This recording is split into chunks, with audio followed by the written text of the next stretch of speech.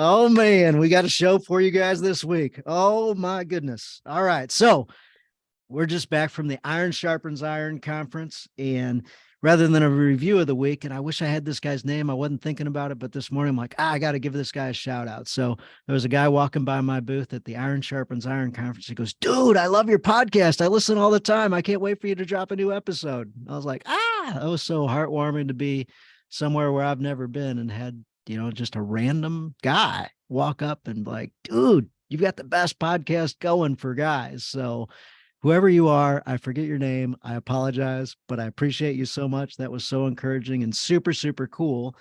And with that, that's where I met Chris Harper. So a guy named Kent Evans, who's been on the show, got a great book about Nehemiah, Bring Your Hammer. He introduced me to Chris Harper, who's the executive director, CEO of Better Man. So welcome to the Journey of a Christian Dad podcast, Chris. Come on, brother. So glad to be here. Thankful for Kent always connecting. And it was so good to meet you in St. Louis at the Iron Sharpens Iron, bro. That was so awesome. So Chris Harper's with us today, and he was late coming to dinner to meet us on Friday night. so we got to have a lot of jokes at his expense while he wasn't around. But if you guys haven't had like just some guys go out and just have fun and cut up, the dinner we had with the group we had, that was like the most fun that I've had with a group of guys on a Friday night, just cutting it up and having fun. And I woke up the next morning and I thought to myself, man, that was so fun. And nobody got drunk. Nobody get drunk. Nobody even thought about ordering a drink. I'm like, I don't remember the last time I was out with a group of guys that weren't drinking at all that had that much fun, like maybe in my life. So that was cool. Oh, man, it was so good. And when you got guys like Mark Hancock and Kent Evans around the table, you have plenty of ammunition. So it was so man, yeah, my sides hurt the next day. It was great. That's right. That's right. Yeah, it was. It was such a sweet time of fellowship, a time to laugh and cry and tell stories, and meet new friends who I think are going to become old buddies. So I'm excited about that. Yeah, absolutely. So your background, you got a ton of stuff going on. I'll throw some random things out there. Pastor to mega church, help church plant. Weren't always a Christian at all. Jumped into that, somebody, clued you in and you got saved. You've been on the education side of things. You went back, got your, was it doctorate? Yeah. Did your thesis on biblical manhood? Yeah. The father is the chief priest of his home. Yeah. Christian formation in the home. Yes. There we go. So I'm like, what better guy to have on? Like, let's go. And then we meet and I'm like, wow, all right. Like big personality, charismatic. So to run a group like you run, I'm like, you're the perfect guy for it. You're the guy to be out running around, giving speeches, giving talks and bringing guys in and then letting the structure guys take over from that point and, do the websites and all that type of stuff. So man, excited to have you. Excited to have you.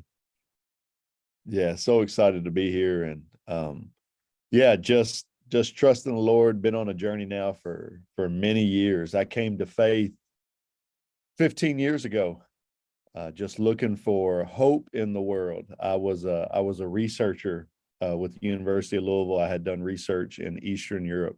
And while I was over there, I just realized the hopelessness that I was seeing all over Europe never changed. Like poverty and things like that was relative to the situation you were in.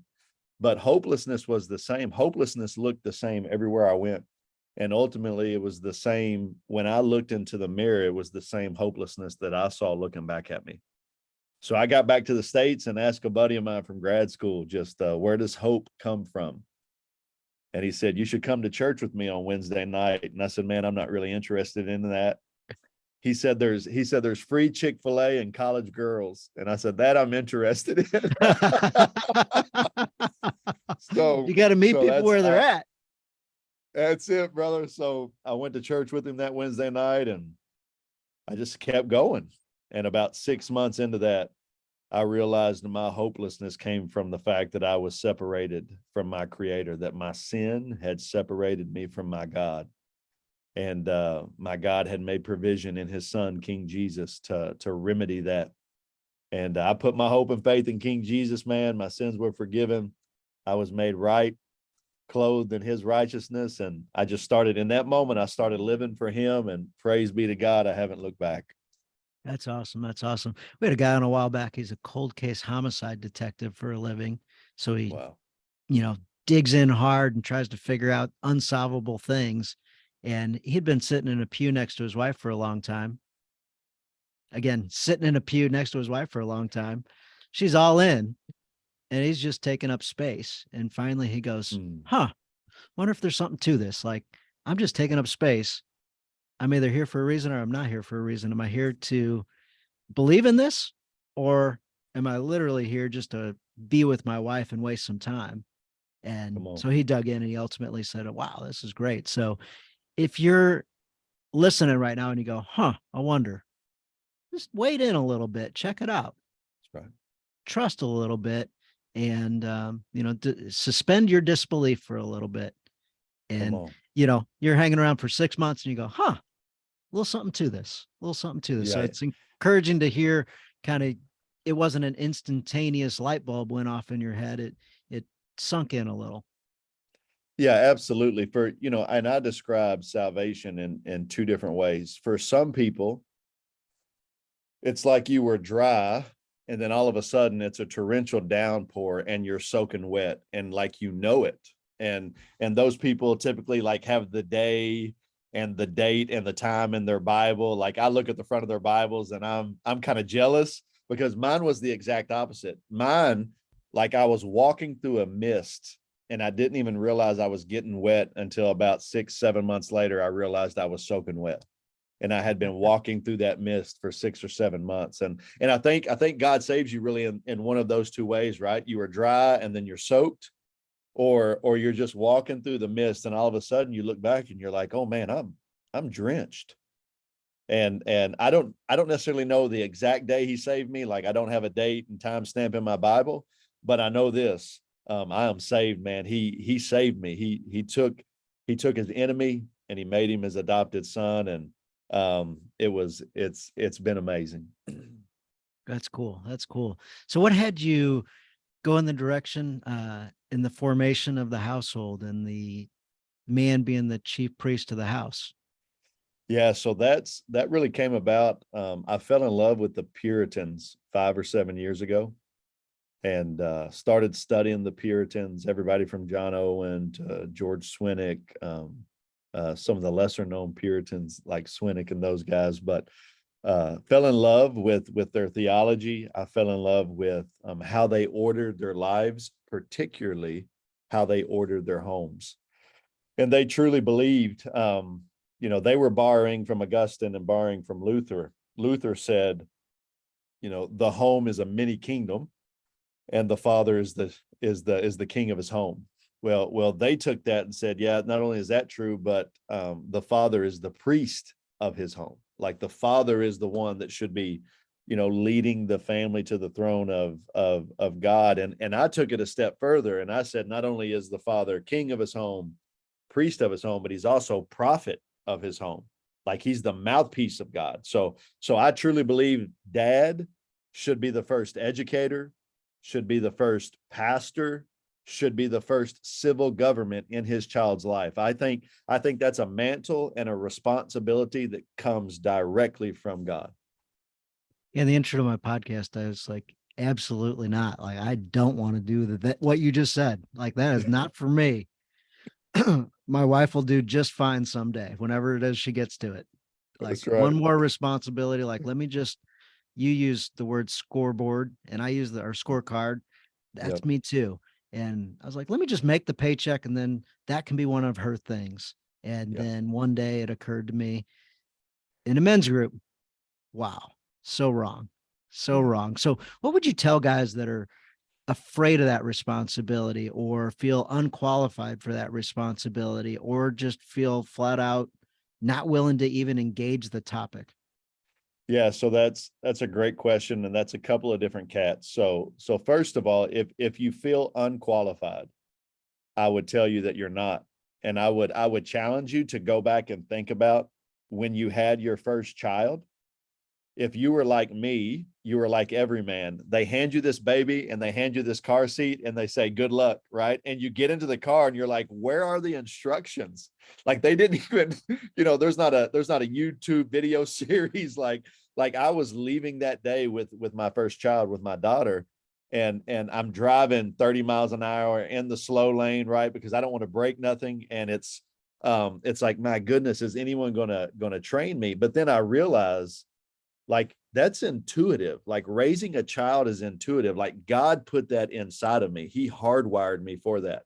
I remember looking at my wife and saying, listen, if wolves can do this, we can do this. Right. Like we can train this child up. So the first thing I would tell guys that are afraid, man, I don't know how, I would tell you, listen, it's intuitive. Like God's put that inside of you. You just need to unlock it. What we say at Better Man is you just need to unleash it. And then step into that role that he's called you. So it's there. Now, because we're all impacted by our environments, maybe we've had some good training, maybe we've had some bad training. No matter your training, you do have the word of God, and it is the greatest guidebook, training book. It's the greatest source of truth, the only really source of true truth. If I can use that double word like that, that's out there. So I would tell you, lean into the word of God. It is a blueprint of what a good father is, a good man is. And then also look to King Jesus, the greatest man ever. For the guy that says, man, I don't have any time, or that's not my responsibility, or I have no desire to do that, I would tell you that you need to stop believing the lie. Like you're believing the lie that of culture, you're believing the lie of media. Really, you're believing the lie of Satan, right? I was just reminding a group this week, the first question that God really ever asked comes in Genesis chapter 3, verse 9 and 10. He's walking in the cool of the garden and he says, Adam, where are you? And Adam's hesitant, but then he finally says, God, I'm hiding from you. I was telling the group, I think God's been asking that question ever since Genesis 3. Adam, where are you? Men, where are you? And fortunately, most of us, if we were honest, we would say, hey, God, we're over here, but we're hiding because we're afraid and we're ashamed, right? So I would tell you, man, quit believing that lie from the enemy. God is saying, man, where are you? And he's calling you to step up, and he's going to give you everything you need to be the man he's called you to be. Like he equips everyone he calls. And not only is he sovereign over everything, but he's providential. Like he's already met your needs before you even know you need them. So quit believing the lie that it's not your responsibility. Quit believing the lie that you're not useful. Quit believing the lie that you don't know how, and man, step into it and watch God supply your needs. Yeah, I love the expression. He doesn't equip the called, or he doesn't call the equipped. He equips the right. called. So, Amen. men, you are called, and it's all there. And nowadays, with so much information out there, it's so easy. Like, just listen to this podcast. Like, That's simple, right. That's right. simple. Go to betterman.com and hit log in now. Create your That's it. login and just download the stuff. Chris has got it set up there for free. 30, That's 40 it. guys have already paid for it for you, so you don't have to pay a nickel. Dan, I can't afford it. I just said it's free. That's right. But you don't understand. Like, I don't have any money. Yeah. Well, you don't Yeah. understand. That's what free means. So true, brother. Gosh, man, people put so many excuses, and like they can't hear what people are saying sometimes. Yeah. No, I can't. What can you do? I understand you can't do any of this stuff. I know you can't pay for it, which is true. You can't. It's free. That's So, right. why don't you stop for a second and listen to the question that's being asked? Why don't you stop and listen to God for a second, ask God a question, or answer God's question, which I like to ask men all the time. Like, hey, man, where are you in your faith life? Where are you in your journey? Come on. Dude, like, you want to ask a courageous question to one of your buddies? Hey man, I just got a question for you. I'm curious. Where are you Yeah. at in your faith life? Where are you at in your faith journey? Yeah. See what their answer is. See That's what their so answer good, is. man. That's so good. Man, Yeah. a close guy in my life, he's sitting next to his wife in church. I didn't know he went to church. Sure enough, he is. And he Hmm. says, I want to grow closer to my wife. I said, man, that's cool. Like, let's talk about that. Super smart guy, one of the smartest guys I've ever met in my life. And then he says, I think I'm going to start check out like other religions and stuff. And I really want to understand stuff. And I want to go to like Eastern mysticism. Like that sounds like a Mm. great place for me to like dig into religion and culture and everything else. And I said, wow, that's so interesting that you want to do that while your wife is plugged in a Christian church and Mm. you sit next to her for an hour every week. That's right. And you're saying you want to go check this opposite view, which doesn't support helping grow closer to your wife. Yeah. Maybe just dip your toe in a little bit. Maybe suspend your disbelief. Maybe grow close to your wife by understanding what it is she believes in. Maybe Come that. on. That's such a good word, man. Such a good word. Yeah. So supporting what you're saying, like, guys, we've got some responsibility here. So Yeah. important. Yeah. And you don't eat an elephant in one sitting, right? You eat it one bite at a time. So it's taking that initial step. Like some of you men listening, you've never led your family in family worship, right? You've never done it. And I can give you, and I will on this show give you some quick tips on how to do that. But like the first thing you need to do is sit your family down and say, you know what? I've never done this, and I'm not even sure I know how to do this, but I want to try. Would you guys join me? And your wife is going to be so excited, and your children are going to be so excited, and they may say, Dad, we have no idea what we're going to do. And you're going to be like, hey, that's fine. But we just want to start. So some of you just need to start with that. You need to start by acknowledging, hey, I should have I should have been the one leading my family to the throne room, leading my family to Christ. I haven't been doing that. I've been relying on my pastor, or I've been relying on my youth group leader, or I've been relying on my wife, or whatever it is. You just need to admit, hey, I should have been doing it. And starting today, what did Joshua say? As for me and my house, we will serve the Lord. Starting today, I'm going to lead. And then begin unpacking what that looks like. But let's just start by confessing that we need to get started. You got me in tears right now thinking back upon when I had a similar discussion with my wife before we had kids. Mm. And then along the way, along the journey, each different little new, may not every little new thing, but some new things that were going to be a little bit bigger. I said, hey, we haven't been doing this Yeah, and I'd like to try. that's And right. often my wife will say, well, I'm totally uncomfortable with that. However, I'm willing to follow. Yeah. Yeah, man, it's so good. And that's every one of us, Dan, like Chris Harper. I mean, I'm not immune to this. I had to go to my wife recently and confess that I have not been leading her in prayer like I should be, that I have not been praying for her like I should be.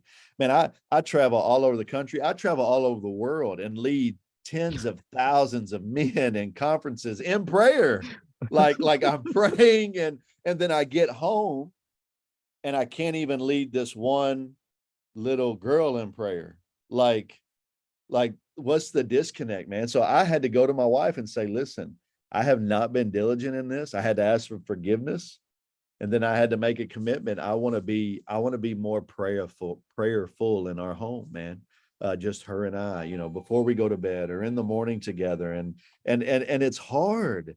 But we've got to stay committed, and we've got to make the effort. I've talked about that a bunch on the podcast in the past. Yeah. What is it about praying individually with our wives that men don't do, men forget to do, men, whatever it might be? But there's definitely, when I ask guys, tell me how this is going for you. Most of Yeah. them say it's not.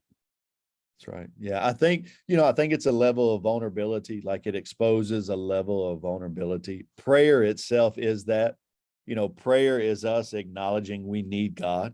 I mean, That's what prayer is. We're talking to God because apart from him, we can do nothing. And let's be honest, as men, we don't like to admit that. I mean, Chris Harper doesn't like to admit that. I like to think that the Better Man ministry right now is absolute rockets. I mean, it is growing. You know, we're in Latin America. It's crazy. There's a little piece of me, man, that gets up and pats myself on the back and says, you know, without Chris Harper, Better Man wouldn't be like this. And the reality is it's just nonsense, right?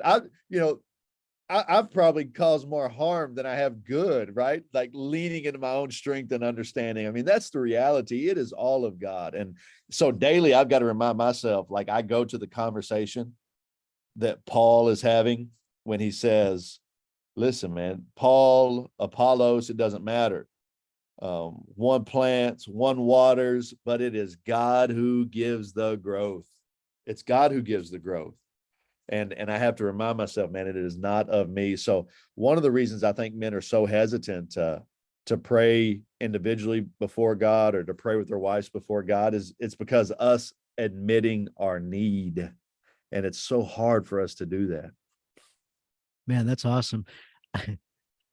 I one am absolutely just shocked that you, without me prompting, openly admitted that, like, you know, kind of true confessions type thing right there.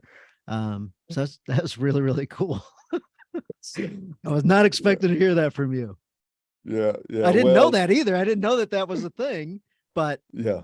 that is definitely not in my notes for the show. So No, man, I've never been accused of not being authentic and not being real. And the reality is, man, so I kind of was trained in that pragmatic world. So when you pastor, you know, I've pastored 2 large churches, and you know, you had to have a level of decorum, you had to have a level of civility, you had to have a level of pragmatism. And the reality is, in my ministry, especially my early ministry, I was probably too pragmatic, meaning I was too inclined to tell people what they wanted to hear instead of what they needed to hear. And instead of being authentic, instead of being raw, you know, I was really just fearful of man. And about 8 years ago, 7 or 8 years ago, the Lord broke me of that.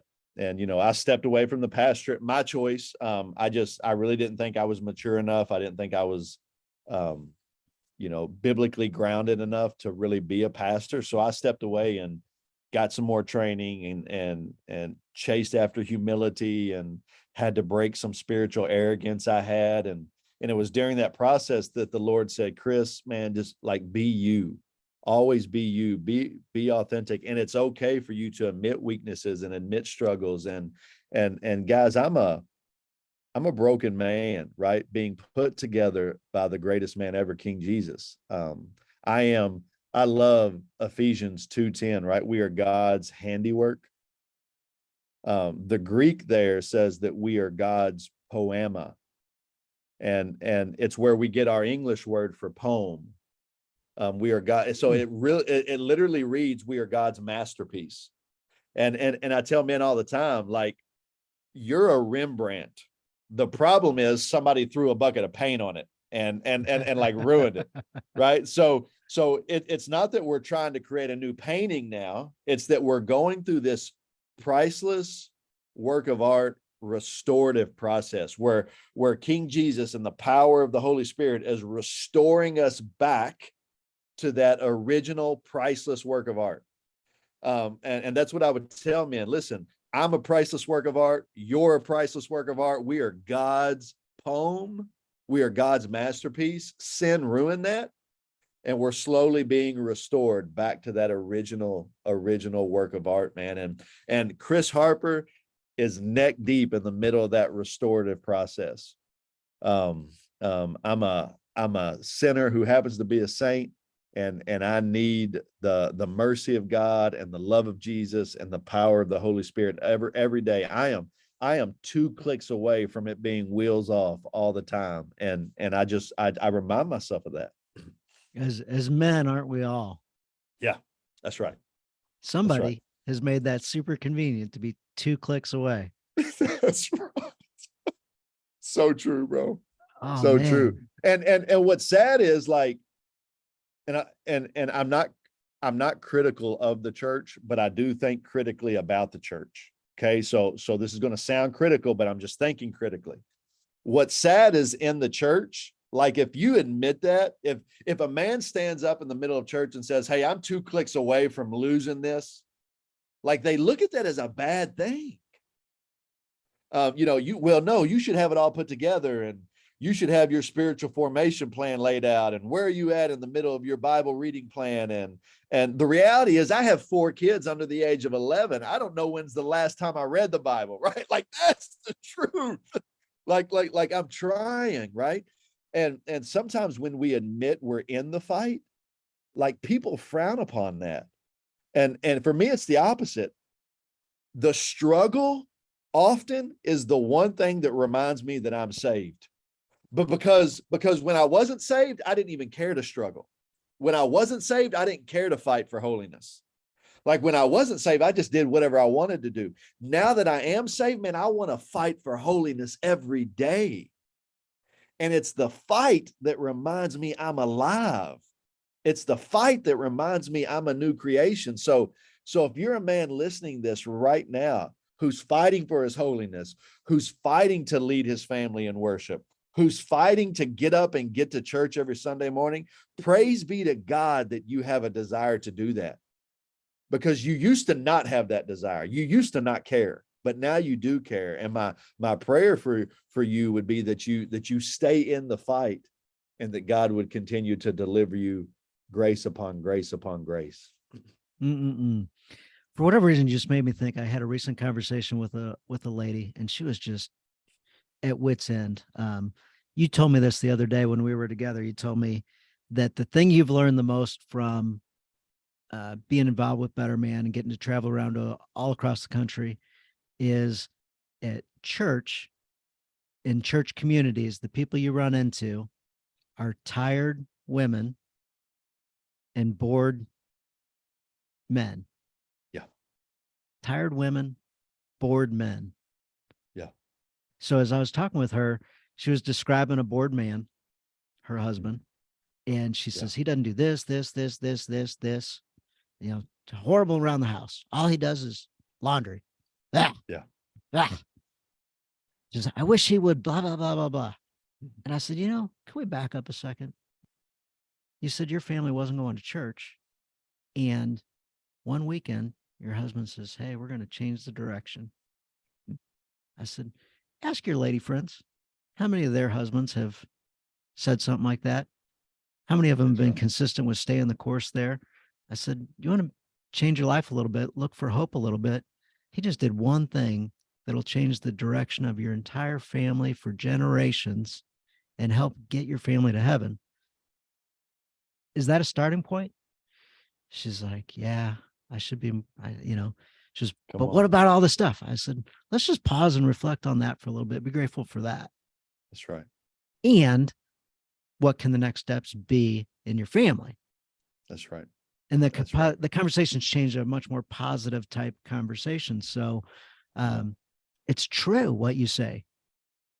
Tired women, bored men. That's it, man. That's it. And it's that's so insightful, Dan. And that's a good word you shared with her. So good on you for that. And again, I would just challenge the churches in this. I don't want to sound critical, but when's the last time you've been in church and you heard a pastor stand on stage and say, men, we need you? Right. And I'm not talking about like we need you to park cars in the parking lot. Like I'm talking about like we need you. Like we need you to lead your families well. We need you to love your wife well. We need you to disciple the younger men in our children's ministry and the young men in our college ministry and the young men in our high school ministry and middle school ministry. Like men, we need you. And here's the thing about men. I tell people all the time, men need a reason. They need a reason. They need a scorecard or they won't play the game. So with women, it's different. And this is not a shot at women. So don't send me a bunch of emails, listeners, after you hear this. I'm not picking on women, but but it's true. You know, Priscilla Shire is a good friend of mine. I told Priscilla, you can write a book about woodland creatures and 5 million women would read it. They would get together and read it. I said, you have it so much easier than me. I can't get 500 men together for anything. Right? Men need a reason and they need a scorecard. So as a church, like you need to start telling your men, hey, we need you, and this is why we need you. Like that should be a constant communication from the pulpit, in your newsletter, on your podcast, on your blogs, whatever it is that you're running. You need to tell men we need you, and this is why. And then you need to give them a scorecard. Men won't play the game unless they know how to win. And if they don't know how to win, they're going to sit on the sidelines. And so for the last 100 years, we've been complaining about men sitting on the sidelines and men not engaging and men not answering the call. Well, they don't know what they're answering. Like they don't know how to play the game. So we're just going to sit around. And what attracted me most to Better Man, when Robert Lewis called me and said, hey, you know, we think we want you to come drive the ship. What attracted me most was Better Man gives men a simple scorecard on what it means to be a real man. It's super simple. It's 4 W's. A real man courageously follows God's word. A real man loves and protects God's woman. A real man excels at the work God gives him. And a real man betters his world primarily through his children. Word, woman, work, world. And we built an entire program and scorecard around those 4 W's. And let me tell you how impactful it's been. In the last 18 months, we estimate about 100,000 men have went through it. 100,000 men have been given a scorecard and now know how to start.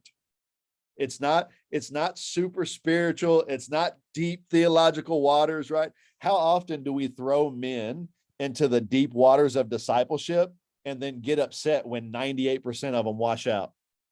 Right? Mhm. In the military, there's a reason why you go to basic training first and then AIT and then specialty training, right? If they threw you straight into officer candidate school, you wouldn't make it. Like you've got to have the basics. You got to have the foundation, right? So it's what we did for men. I want you to think about this, Dan. 360,000 churches in America, 360,000 plus churches in America. 80% of those churches have a functioning women's ministry.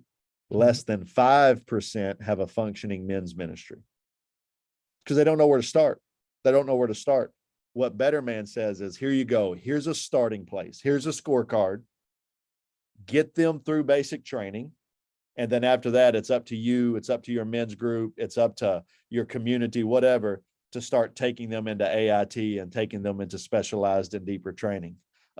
We love to say around the office, Better Man is the on-ramp to manhood. We are the on-ramp to the highway of manhood, bro. And yeah, man, the Lord's doing some cool stuff. I love that. So there's 3 different things. There's gain confidence, be the man you want to be, improve your relationships, and create the purposeful life you crave. Yeah. So I think any guy says, yes, yes, yes, I want that. 100%. Whether they're following Jesus or not, like any man in his right mind wants that. Yes. And Dan, let's be clear for our listeners out there, bro. Like there are few things in this entire world that the secular and sacred communities agree on. Very few things, right? One of the things that the sacred and secular communities agree on over and above everything else is that when men are better, the world is actually a better place. when men are better, the world is a safer place. When men are better, the world's a more productive place. Like any sacred and any secular person worth his salt will tell you when men are better, the world is better. Yep. And somehow the world says also men are problems. That's right. That's right. Yeah. It's not the first time the the worldly logic has contradicted itself. Yeah. Yeah. So This self-defeating loop. Yeah. toxic masculinity and, on and on and on. Okay. Like Yeah. there's a few guys that have these issues. And That's yeah, a right. lot of us have anger issues and a lot of us have stuff. However, um, you know, when you work on this stuff, however, we're told not to by the world. That's right. And so it's interesting. So think about this. And Dallas Willard said this. This is not original to Chris Harper. Dallas Willard said that God's chief aim is to look upon the earth and find men he can entrust with his power. Like Mhm. that's what God's trying to do. And men do one of two things. We either abuse that power or we neglect that power. Right? We either abuse the authority or we neglect the authority. And this is what the world does. This is super interesting. The world will focus on the men that abuse that power. And they'll say things like toxic masculinity and manhood run rampant and men are terrible, right? The reality is that's probably less than 2% of all the men in the world. The majority of men are neglecting the power. But this is what the world says. The world applauds that. The world says, you know what? That's right. You're foolish. You're stupid. At best, you're a revolving ATM. At worst, you're the reason why the world's broken. So just sit there, be quiet, let your women lead, let your wife lead, let culture and media lead your home, right? We just need you to sit down and shut up. And we applaud when men reject the mantle of leadership and authority, which is where the majority of men are. And again, that's the lie. That's the confusion that culture is feeding men, right? We're going to highlight every time a pastor has an affair. We're going to highlight every time a man abuses his power and takes advantage of somebody, right? We're going to put that on the front page of everything. But the dad that's slowly dying in his garage because he doesn't know what to do with his life, right? Or the dad that's slowly wasting the way at happy hour every day after work because he's not finding any fulfillment. He doesn't have any purpose. We're not going to talk about that guy. We'll applaud that guy and just tell him, hey, stay on that path. Everything's going to work out for you. And that's the more deadly path. That, in my opinion, is toxic masculinity. It's not the guy abusing the woman. It's the guy that's sitting there wasting his life away. I use the word passive. You use the word slow quitting. That's it. Yeah, that's right. Yeah, they're just slow quitting, man. It's we see it was a term that came out of COVID, right? People kind of slow quitting their jobs. They just kind of fade into the background and you know, just do enough not to be noticed, right? Like I don't want to be noticed. Just send me my paycheck and I'm going to check a few boxes. I would say the majority of men in our world live in that slow quitting, passive place, right? I just want to do enough not to be noticed, right? I don't want to break anything. Like I'm trying not to break anything. I'm just banking on everything working out when the reality is, man, we've got to step up and we got to lead like God has called us to lead. So we're not looking to do the bare minimum, That's right. but yet often that passivity, passivity, Yeah. that Yeah. slow quitting, that's an easier way to say it. But Yeah. that leads us to, gosh, what can I do to get by? That's it, man. And that is the wrong Dude, question. it's the wrong question. And what's worse is when evangelicalism like promotes it. I'm telling you, listen to me, if you're a man right now and you do these three things at your church, show up, tithe, and park cars, they'll make you chairman of the elders. You're right. That's it. That's the majority of churches in our country, right? Like that's how low the bar has been set, even for men who have acknowledged, man, like I have a mantle of leadership. Churches just want you to show up, tithe, park cars, maybe come to a couple of men's breakfasts once or twice a year. You'll be a deacon, you'll be an elder, you'll be a leader. And man, how pathetic is that? I'll never forget I was setting in a re-engage ministry meeting. It's it's a married ministry meeting, right? And my wife and I thought, we've been married 10, 12, 14 years. Let's go through it, kind of rekindle some of the magic. And I'll never forget sitting in this group setting. Okay. And my wife being asked the question in the group, the group was going around asking questions. And the question was like, what do you admire most about your husband, or how is your husband most helpful? Right. Her answer was, the best nights of the week are when my husband give the children a bath and I don't have to. Mm. And everybody kind of went around the circle and said, oh man, yeah, that's so helpful. And oh man, that's so good. Damn, bro. Like I started to cry because I thought, how low is the bar? Like my wife finds me most useful when I bathe my toddler. And like I should be doing so much more than that. But like my wife's hope week in and week out is that I give the kids a bath. And Dan, that's on me. Like I set that bar. Like I lived up to that. And now my wife's joy is dictated by me bathing the kids. And I just thought, gosh, I'm like, I should be so much more than that. Yes. Yeah. And that was your wife that said that. That's my wife that said it. I'm sitting in this group, man. I lead one of the largest men's groups in the country. And I'm just like, I am terrible. On the other hand, sometimes the thing that we think are the greatest champion of the world, I joke about us, did the dishes. That's or and this one that I'm about to say is a big deal. Hey, I brought the family to church, but that pride and what have you, or I got you the biggest box of chocolates in the world for Valentine's Day, or whatever it is that you're like, I did the greatest thing. It could be the simplest thing, like what she said there with you bathing the kids at night. Like that really, really, really could be her Super Bowl. Like absolutely. So these smaller things that we do could possibly be the huge thing for your wife. So as we joke about that and you're like, oh, dudes, what a low bar. At the same time, you might be doing a whole bunch of other great stuff, but the thing she said wasn't meant to undercut you. It was meant to say, hey, like this means a lot. Like just having that hour piece where the kids aren't tugging on me all the time. Like that's a big deal. That's such a good word. And she definitely wasn't taking a dig at me. Like she no. And I didn't say, it didn't sound like she was. However, as men, that's good. That's right. As men, we can sabotage ourselves, or the devil can come in and say, hey man, did you hear what your wife just said about you? That's right. That's so true. That's so true.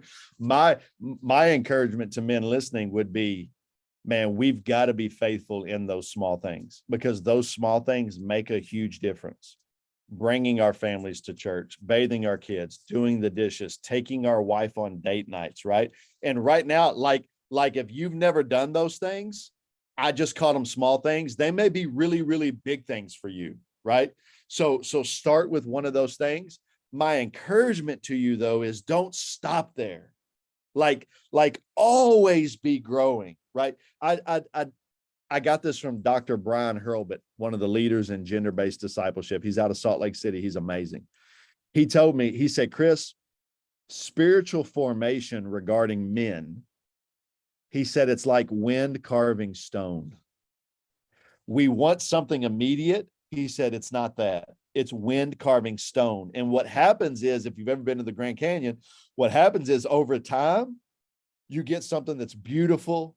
You get something that's strong. You get something that's reliable, but it happens as wind carved stone, man. So what I want our listeners to hear, men, what I want you to hear is this journey of becoming a better dad, becoming a better husband, becoming a follower of Jesus Christ, a better follower, a more in tune follower of Jesus Christ. Man, it's wind carving stone. Like, don't ever stop. Do the little things. Be faithful in the little things, man, and watch how they turn into great things, and trust the Lord with that. Yeah. So I love that you just brought up date night. I do want to get into talking about your study that you guys are putting out with Better Man, loving and protecting God's woman. That sounds awesome. But you hit date night. So that one's a key thing that I try to challenge guys with. And inside the group, the Journey of a Christian Dad on Facebook, I threw a question out and I said, hey guys, I'm taking my wife out. What are some things that I can do to prepare to make this date a great date night? And I wanted to hear, I thought I was thinking back to myself when I was 19, 20, 25, whatever age I was taking a girl out, the type of things that I did before I picked her up. And I wanted to hear these married guys. What do you do? Give me some tips. And guys like, that's interesting. One, I should date my wife. They already know that. I am dating my wife. However, like, we just go somewhere, dinner and a movie. Like there's not thinking behind it. It's like, why not prepare? And so anyway, what are your thoughts on date night?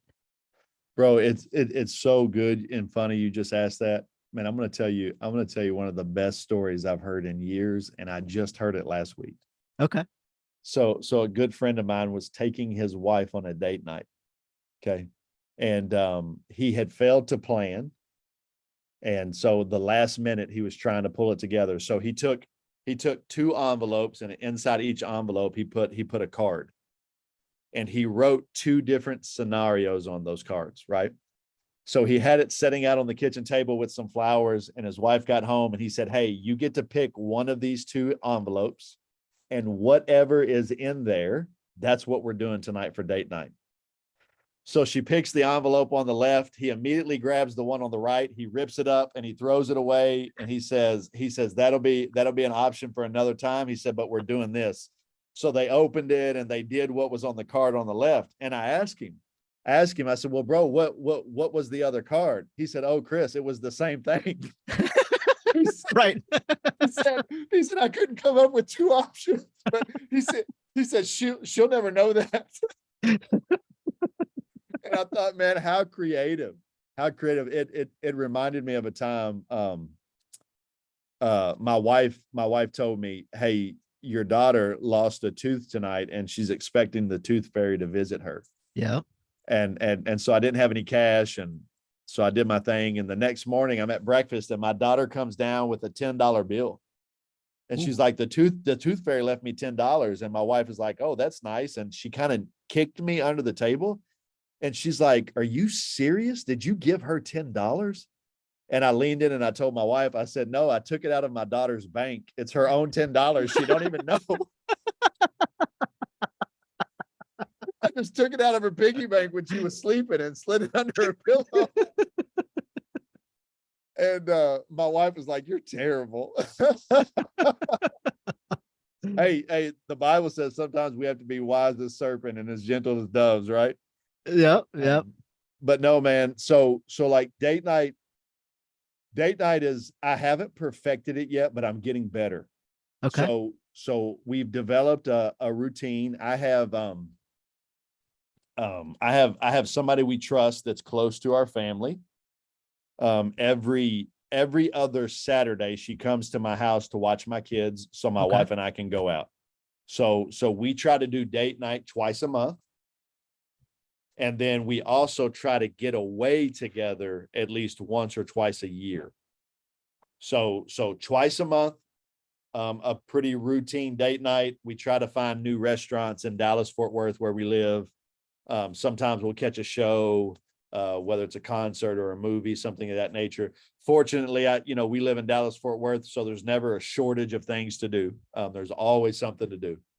And then the once a year or twice a year away, it's just us. Like it's no kids. And sometimes it's for 2 days. Like last Christmas, we went to Boston. We just went to Boston for 2 days. It was super quick. She got to pick one thing she wanted to do, and I got to go to a Boston Celtics game. So, nice. And we enjoy that together. And so that's our routine. Again, it's nothing, it's nothing earth shattering, like it's nothing deeply theological, but it's just the consistency and the proximity of being together routinely. So I heard a whole bunch of different things there. So to recap, the guy that you told the story about, he's told his wife, this is what we're going to do. That's Here's right. date night. Mental energy, you don't have to play the game of what restaurant do you want to go to, honey? Like taken off the So table. good. You're like, let's So just good. execute. Let's just go. That's right. So sometimes you do need the two options and take one option away and like go. Let's So go. your wife wants you to lead. So That's at right. times, especially on date night, lead. Just do it.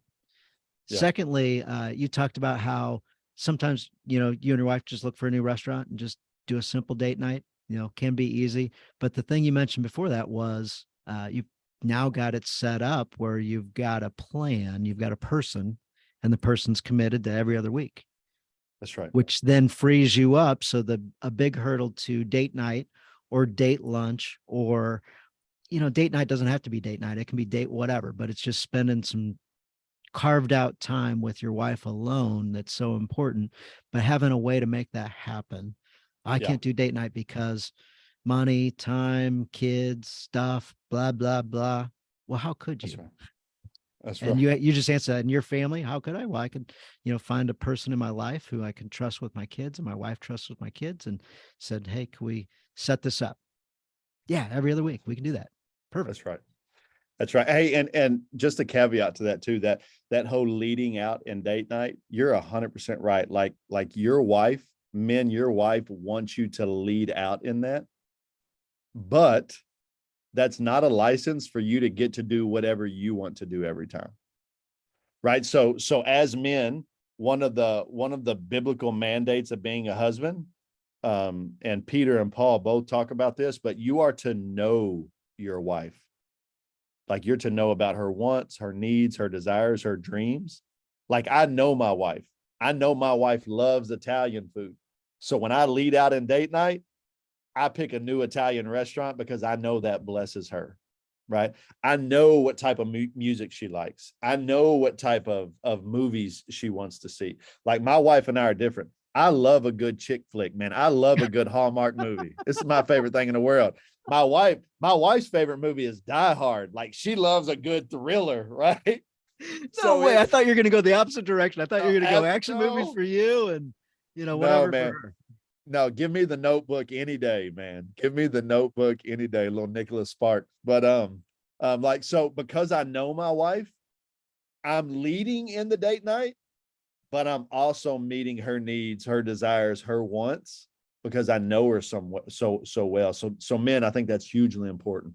So I'm so stuck on this picture. You're going out shooting guns in the daytime and going home and watching Notebook. Absolutely. Absolutely, man. Yeah, dude. Bro, I'm so weird. So like I grew up in backwoods Kentucky, like literally Knob Creek Bourbon. I grew up at the foot of Knob Creek Hill. Okay. And somehow made it out of the holler, you know, got to go study at these cool schools, everything from Harvard to Dallas Theological Seminary, and got exposed to so much, man. So like I'm this weird like redneck that like loves art and poetry. It's like super like super weird. But it's how God's uniquely made me, man. And it's yeah, my wife doesn't know what to do with me most days. So I know your study isn't out yet, but give us a little tease. Give us some things that we can look forward to with loving and protecting God's woman. What are some key things that we as men need to do? Yeah, so it's going to be super good. It's like I'm most excited about this study. Um yeah, I think it's going to be personally, I think it's going to be the best thing Better Man's done in the last 5 years. When we talk about best loving and serving God's woman, so I'm Baptist, so I love to alliterate everything. So the study is going to talk about the 5 P's that a man has to do to, or a man must do to love and protect God's woman, right? So he needs to partner well with his wife, and we're going to talk about what that looks like. He needs to provide for his wife, and that's just not physical provision, but that's spiritual and emotional provision, right? He needs to protect his wife.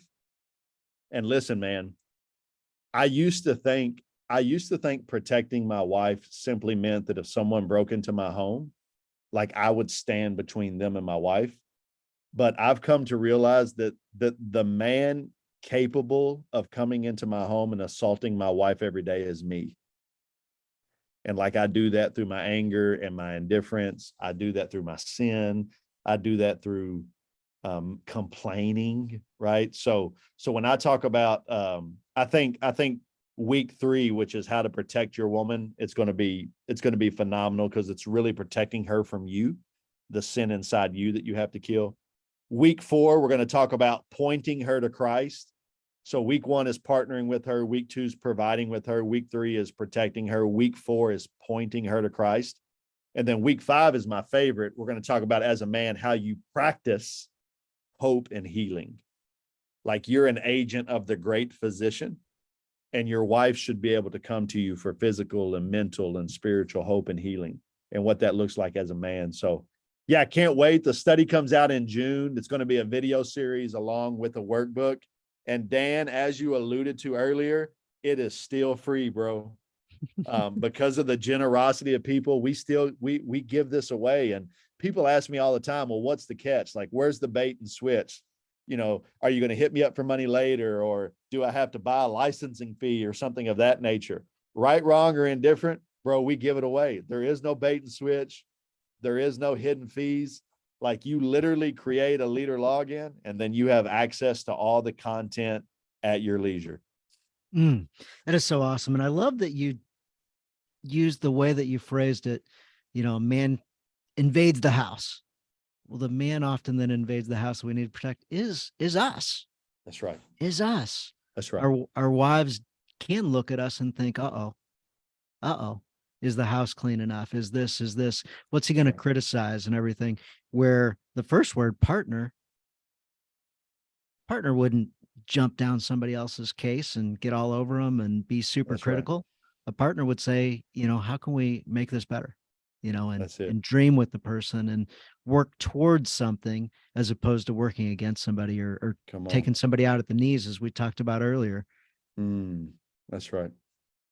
Yeah. Yeah. And that's, and that's probably the most theological section we do when we talk about partnering with her and what that looks like. So in the study, we talk about that when you partner with God's woman, the partnership has 3 faces.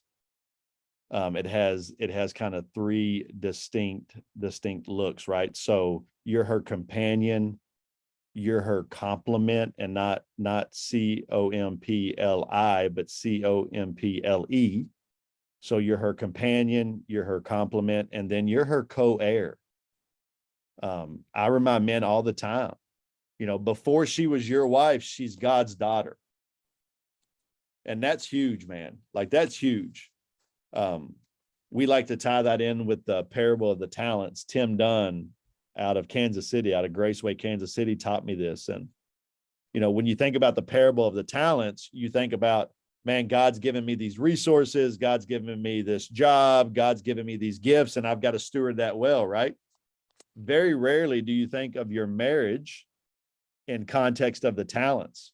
Like, God gave you his daughter, and it's not enough for you to return his daughter and say, well, at least I didn't break her.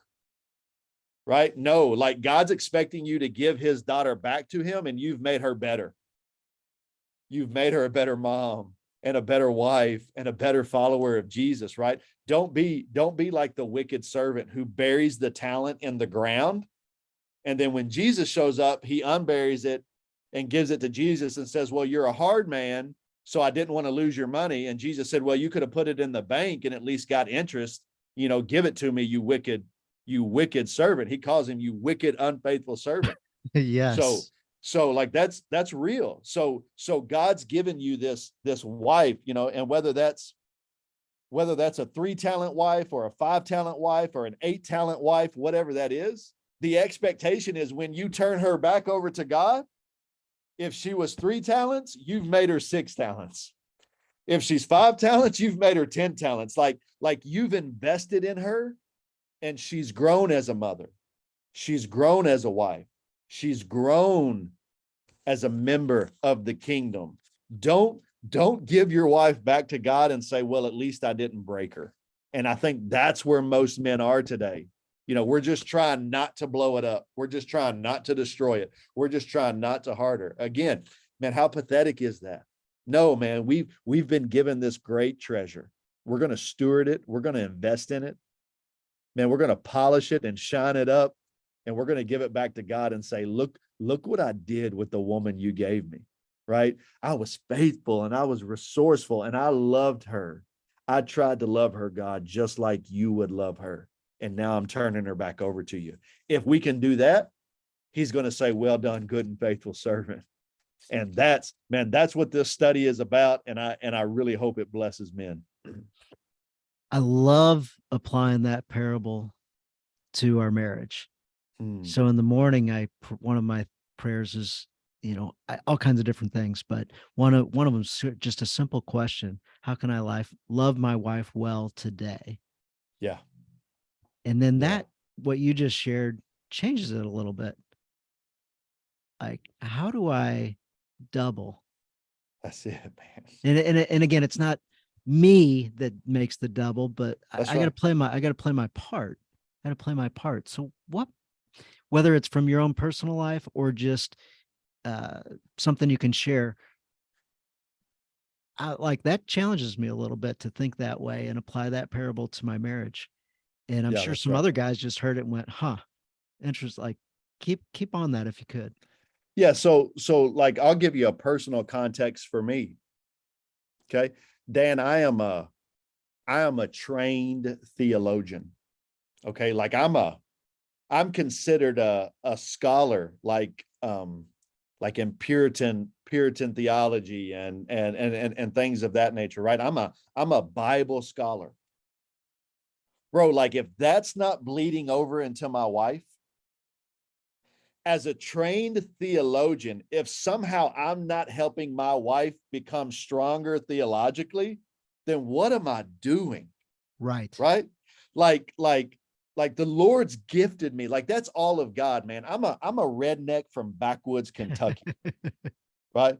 But for some odd reason, the Lord's given me a mind and an ability to take complex theological subjects and make them super practical. Okay. So if I'm like traveling around the world helping men do that, but like my wife's not growing theologically at home, my children aren't growing theologically at home, well, then I've taken that talent and I've buried it. So also I'm self-employed. Like I'm a private contractor that runs a men's organization. I have more freedom and flexibility than the average man. I Mm-hmm. just do.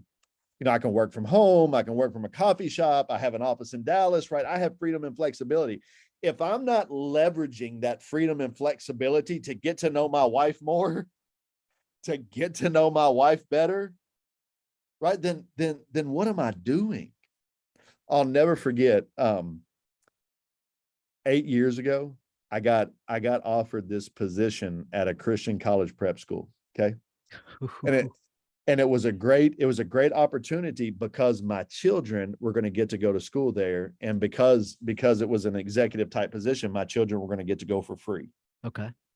And I remember telling my wife, when we were discussing about the move and would it be good for my career and all that jazz, I remember me telling her, one of the things I'm excited most about is my kids going to this school where I lead and I get to see them and spend more time with them.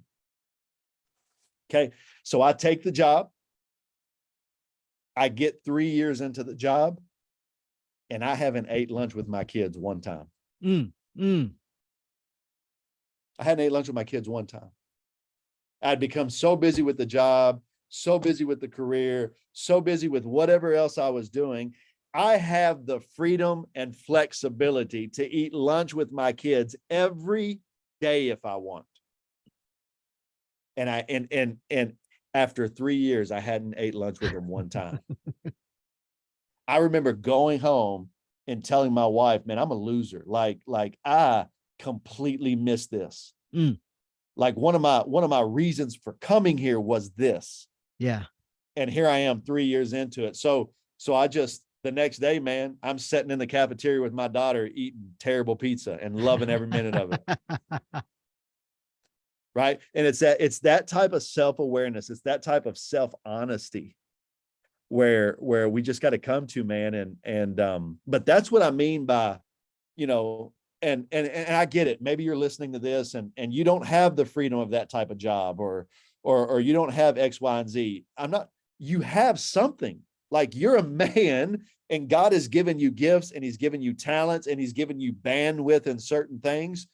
Identify those things. And if those things are not dripping down into your marriage, if those things are not dripping down into your family, then you're going to have to stand before God one day, and God's going to say, Dan, I made you a phenomenal carpenter and your son doesn't even know how to swing a hammer. Like, why couldn't you pass that gift on? Why couldn't you spend a little time with your son and teach him how to swing a hammer? Well, God, I was too busy building all these great things. Well, great, Dan, but I needed you to be building that young man. Right? So like it's just doing an inventory of what has God given me and how am I going to use those things to make my marriage and my family better, so that when I get before God and God says, Chris, I gave you 4 talents. How many do you have for me? I can say, well, look, God, I have 8. Like, I have 8. And he's going to say, well done, good and faithful servant. Nice. All right. So guys, we're about ready to wrap this one up, but what Chris was talking about, leaning into your wife, learning your wife, understanding your wife, putting some priority around your wife. My daughter a couple nights ago says, Mom, you don't understand. Well, I think you understand, but anyway, it's God first, Dad second, and then us kids after that. I was like, how cool to hear a 10-year-old making for sure that her parents understood the program.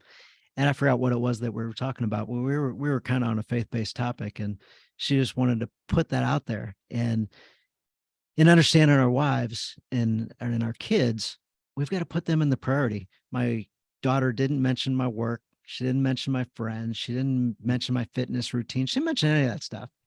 And like, grooming her to be a great wife someday, like, she already has this understanding and she's got the courage to make for sure that there's clarity on what's important. And if we ourselves don't have that clarity, how can we expect our families to also get it? And Chris talked about it, and this is exactly what happened at my house was, hey, honey, I need to talk to you about something. I've been messing up. And this is my intention going forward. And I apologize. And, that type thing. So if you're in doubt as why to employ some of these things, you'll have a better life here on earth, and you'll get to go to heaven. Come on. And you'll get to go to heaven. So it's like a double blessing. There'll be a double blessing. There'll be people that attack you. There'll be people that persecute you. It's not going to be perfect, but it sure is better. Chris was talking about the scorecard. I call it the scoreboard. It's nice to know at the end of the day who wins. Come on.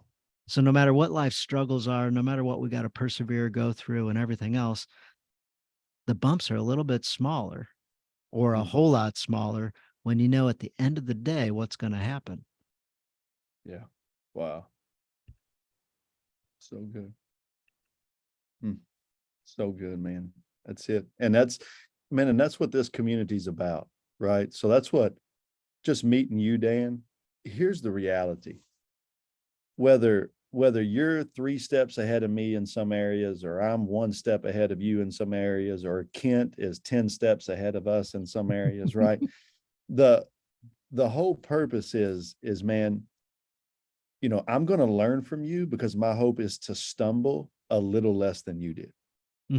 Right. And I want men to watch me and as Paul said, imitate me as I imitate Christ, not because I'm perfect, but because if I can help you stumble just a little less than I did, man, we've done something.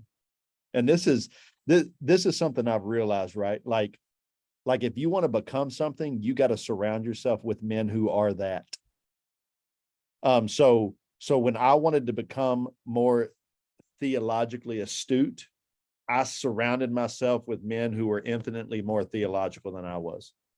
And then what's crazy is after 6 months, a year, 3 years of hanging out with them, bro, I became theologically astute. It's the same thing in the gym, right? If I want to get my bench press up, I want to hang out with two like human gorillas, bro, that can bench press a Buick, right? Because hanging out with them after 6 months, after a year, guess what? I'm going to be able to bench press a Buick.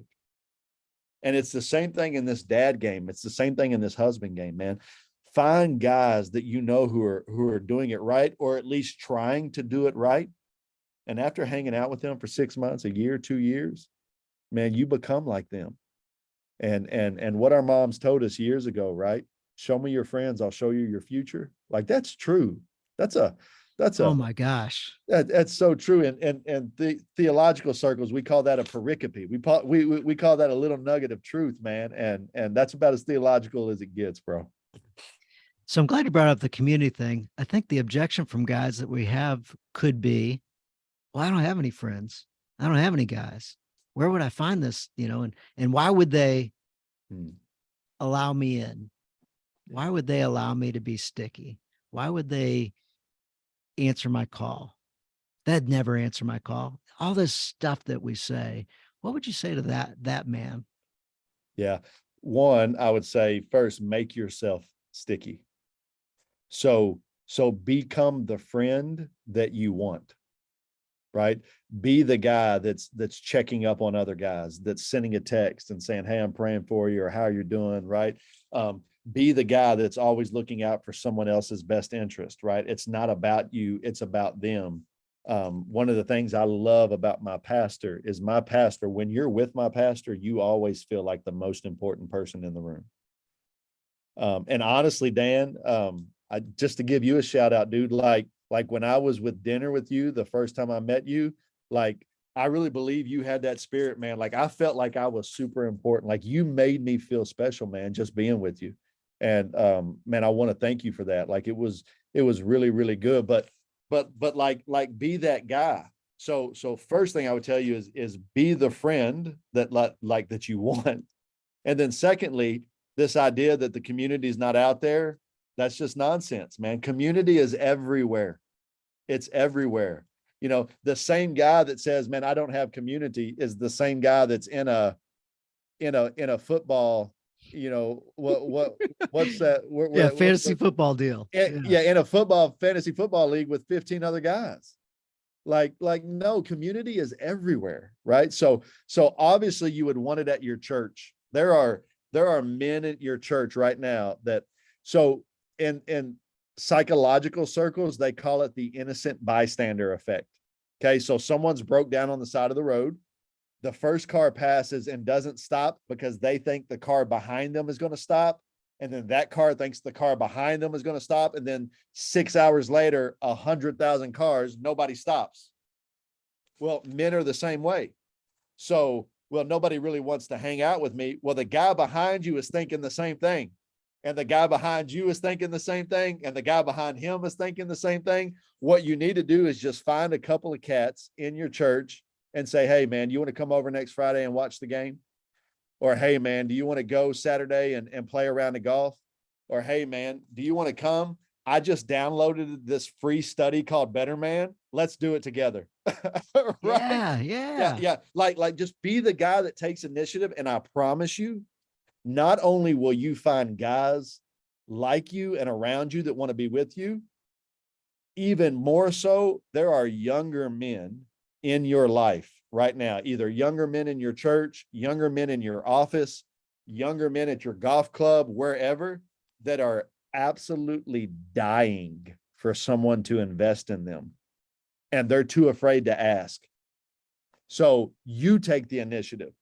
Man, you go to that young guy at the club, or that young guy at the church, or that young guy in the office and say, man, has anybody ever walked alongside of you?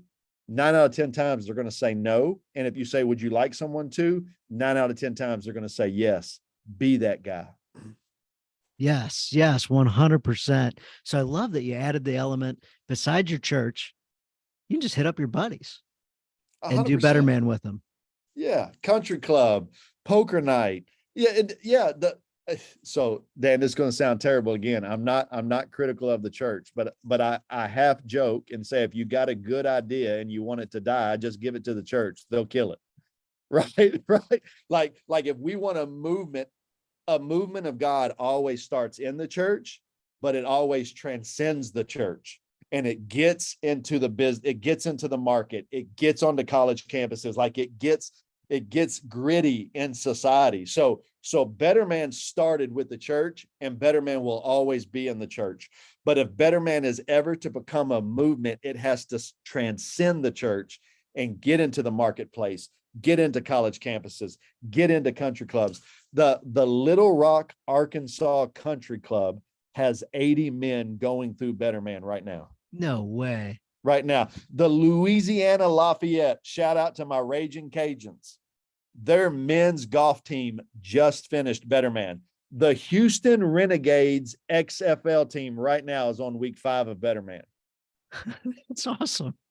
It's phenomenal, right? And we're starting to see that transcending the church and getting out into the marketplace.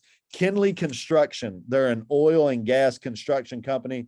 They've got 400 or 500 employees across the country, right? And most of these guys are, I mean, they're roughnecks, right? They're like my dad. Yeah. They're roughnecks. I mean, these are rough dudes, right? The owner, Mr. Kinley, came to me not too long ago and he said, man, I want to take my employees through Better Men. Like I want to make them better men, right?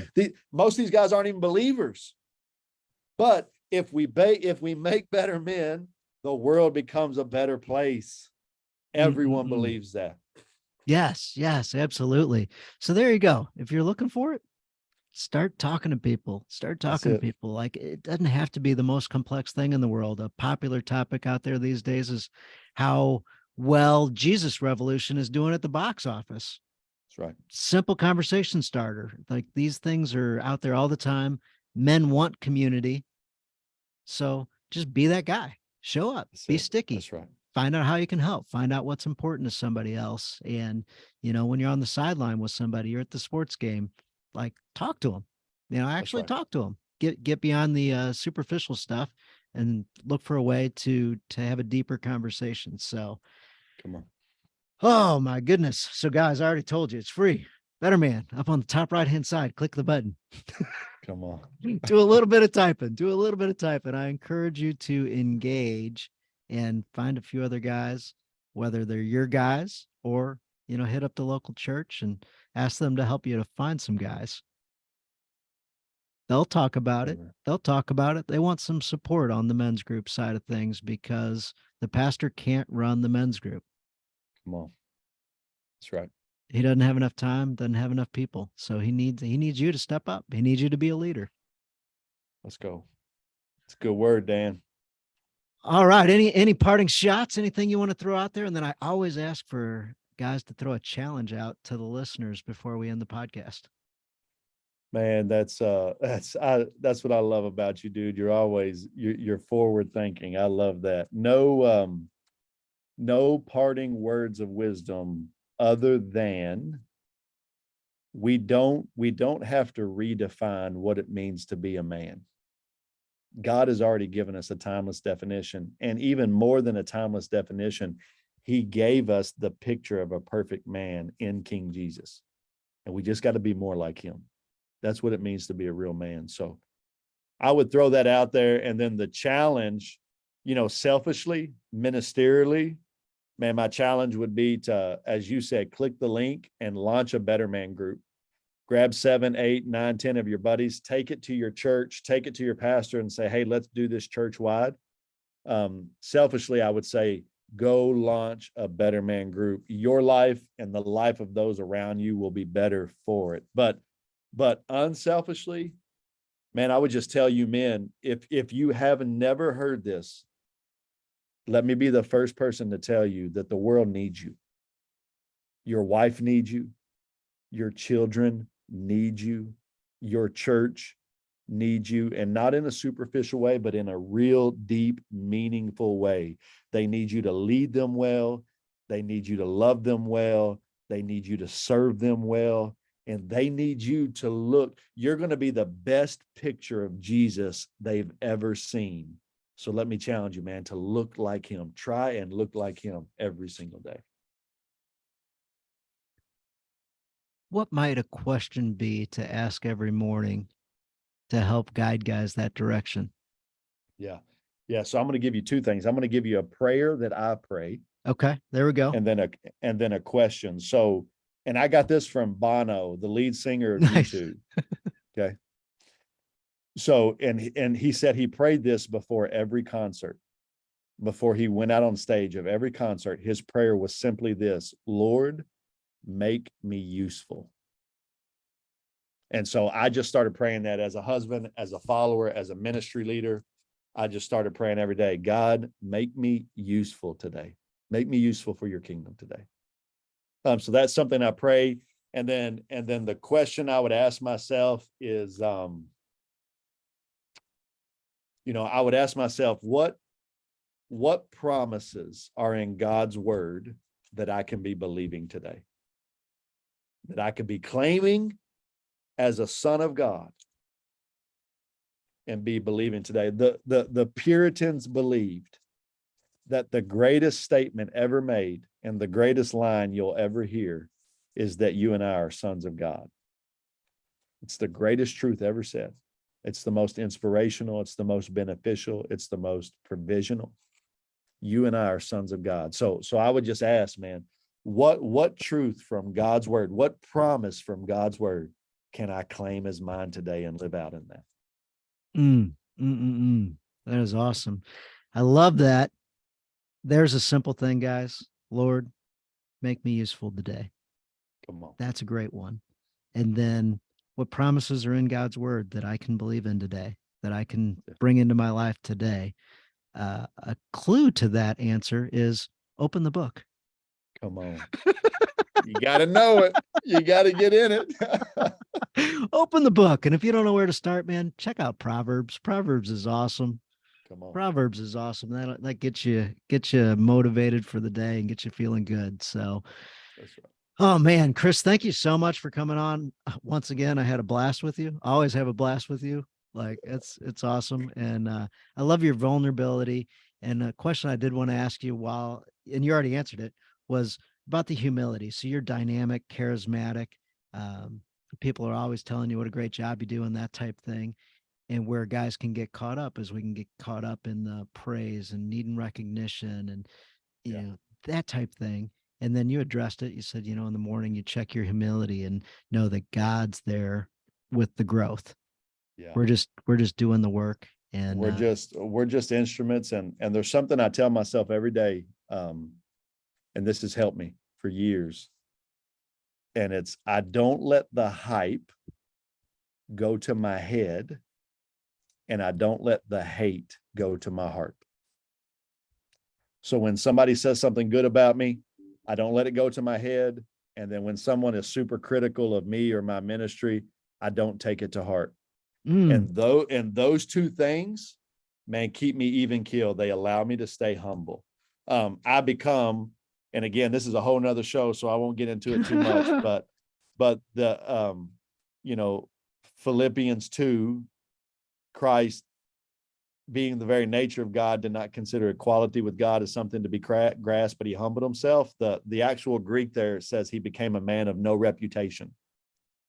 And what that means is when they wanted to make Jesus king, man, he basically said, you need to take that up with God.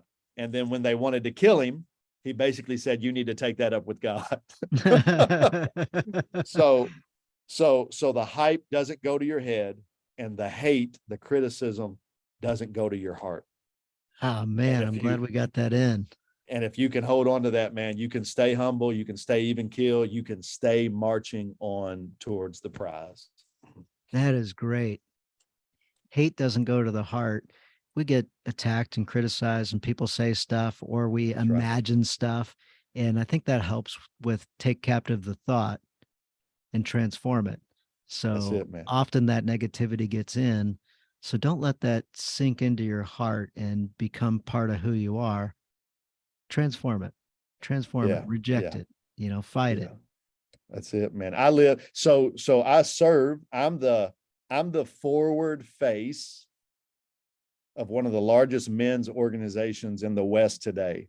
And we are target number one, bro. I hear crazy stuff from feminists and super left movements and at the end of the day, like if I let that go to my heart every time somebody called me a benevolent dictator one time, and I just start and I started laughing and I said, actually, I'm not that benevolent.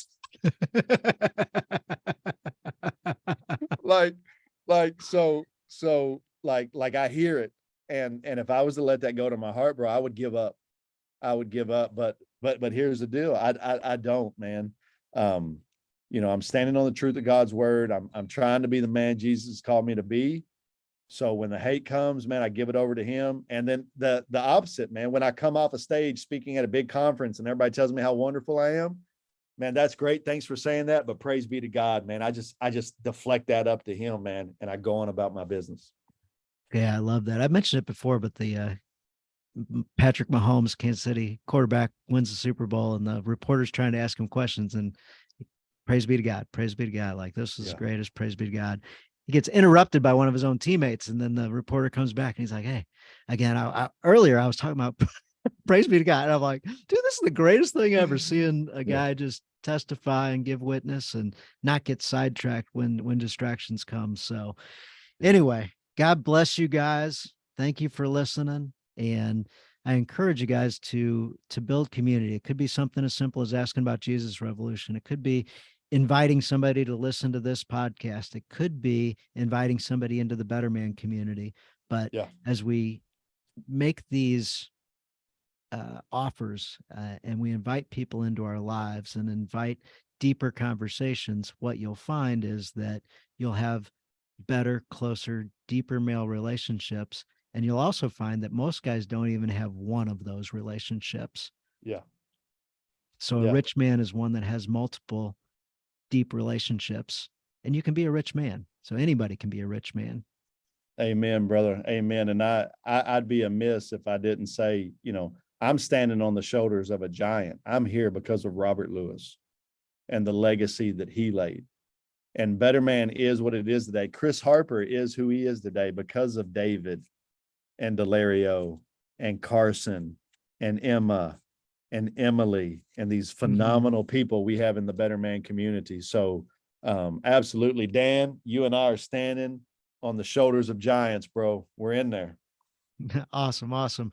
Well, guys, thanks for listening to the show. Come back again next week. Invite your buddies, throw some 5-star reviews and write us up on Apple or Amazon or wherever you listen to podcasts. Thanks, guys. See you, brother. Thanks, man.